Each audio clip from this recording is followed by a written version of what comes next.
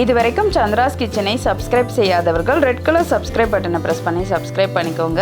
கூடவே பக்கத்தில் இருக்கிற பெல் பட்டனை ப்ரெஸ் பண்ணுங்க. எங்களுடைய அப்டேட்ஸ் உடனுக்குடன் உங்களை வந்து சேரும். Hi friends, welcome to Chandra's kitchen. இன்றைக்கி நம்ம எல்லாருக்குமே பிடிச்சமான பால் பாயாசம் எப்படி செய்கிறதுன்னு பார்க்கலாம் வாங்க. இந்த பால் பாயாசத்துக்காக பார்த்திங்கன்னா நான் பாஸ்மதி ரைஸ் எடுத்திருக்கேன். நம்ம வந்து நார்மல் ரைஸ் பச்சரிசியும் எடுத்துக்கலாம், இல்லைன்னா பாஸ்மதி ரைஸ் எடுத்துக்கலாம். பாஸ்மதி ரைஸ் எடுக்கும்போது டேஸ்ட்டு நல்லாயிருக்கும். இப்போ நம்ம இந்த பாஸ்மதி ரைஸை ரவை பதத்துக்கு ஒரு மிக்சரில் சேர்த்து அரைச்சிக்கலாம். இப்போ நான் பாஸ்மதி ரைஸை வந்து பார்த்திங்கன்னா மிக்சரில் சேர்த்து ரவை பதத்துக்கு அரைச்சி வச்சுருக்கேன். நீங்கள் வந்து அப்படியே கூட சேர்த்துக்கலாம். ஆனால் இந்த மாதிரி ரவை பதத்துக்கு சேர்க்கும்போது சீக்கிரமாக நல்ல குழைவாக வேகும். அதுக்காக தான் நான் வந்து இந்த மாதிரி அரைச்சி வச்சுருக்கேன். இப்போ நம்ம 3 ஸ்பூன் அளவுக்கு தான் பாஸ்மதி ரைஸ் எடுத்திருக்கோம் இந்த பாயாசத்துக்காக. இதை ஒரு வாட்டி நல்லா அலசிடுங்க. அலசிட்டு கொஞ்சம் போல் தண்ணி சேர்த்துக்கோங்க. இது கூட நான் வந்து 1 கப் அளவுக்கு பால் சேர்த்துக்கிறேன்.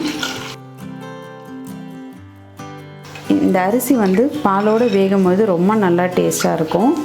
அதனால தான் நான் கொஞ்சம் தண்ணியும் 1 கப் அளவுக்கு பாலும் இதோட சேர்த்துருக்கேன். இப்போ நம்ம குக்கரை மூடிடலாம். இப்போ நம்ம குக்கரை மூடிட்டோம். ஒரு 3லேருந்து 4 விசில் வச்சு நல்லா குழைய வேக வச்சுக்கலாம். இப்போ ப்ரெஷர் நல்லா அடங்கிடுச்சு. நம்ம ஓப்பன் பண்ணிடலாம்.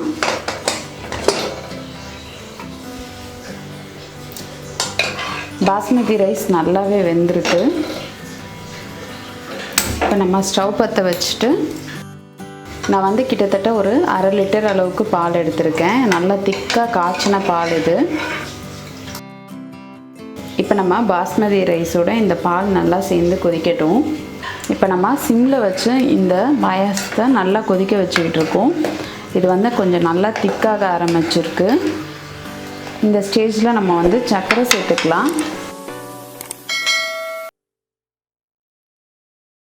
இப்போ நம்ம ஒரு 150 கிராம் சர்க்கரையோட 3 ஏலக்காய் சேர்த்து அரைச்சி வச்சுருக்கோம். அந்த பொடியை நம்ம இதோட சேர்த்துக்கலாம். உங்களுக்கு இனிப்பு வந்து அதிகமாக தேவை அப்படின்னா நீங்கள் 200 கிராம் சர்க்கரை சேர்த்துக்கோங்க.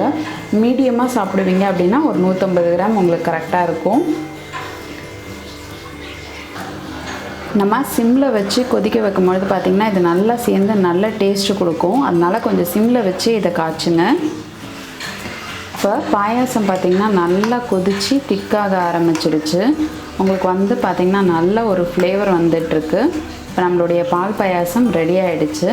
இதுக்கு நாங்கள் இந்த பால் பாயாசத்தோடு பார்த்திங்கன்னா கொஞ்சம் பாதாம் மிக்ஸ் வந்து சேர்ப்போம். அது வந்து இன்னும் கொஞ்சம் நல்லா டேஸ்ட் கொடுக்குன்றதுனால நாங்கள் அந்த பாதாம் மிக்ஸ் சேர்ப்போம். இது ஆப்ஷனல் தான்.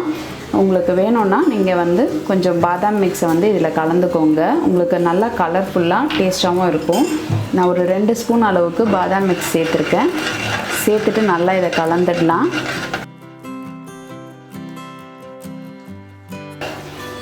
இப்போ நம்ம ஒரு 1/2 ஸ்பூன் அளவுக்கு நெய் விட்டு கொஞ்சம் போல் முந்திரியை வறுத்து வச்சுருக்கோம். இதை இதோடு சேர்த்துடலாம். நம்மளுடைய சுவையான பால் பாயாசம் சூப்பராக ரெடி ஆகிடுச்சு. நீங்களும் இந்த பால் பாயாசத்தை உங்கள் வீட்டில் ட்ரை பண்ணி பாருங்கள். ட்ரை பண்ணி பார்த்துட்டு உங்களுடைய ஃபீட்பேக்கையும் கமெண்ட்டையும் எங்களுக்கு சொல்லுங்கள். இதே மாதிரி இன்னும் நிறைய ரெசிபிஸ் உங்களுக்காக வந்துகிட்டே இருக்குது. இதுக்காக நீங்கள் செய்ய வேண்டியதெல்லாம் சந்திராஸ் கிச்சனுக்கு இது வரைக்கும் சப்ஸ்கிரைப் பண்ணனா சப்ஸ்கிரைப் பண்ணிவிடுங்க. பக்கத்தில் இருக்கிற பெல் பட்டனையும் ப்ரெஸ் பண்ணுங்கள். நான் இன்னொரு சுவாரஸ்யமான ரெசிபியோடு உங்களை சந்திக்கிறேன். நன்றி, வணக்கம்.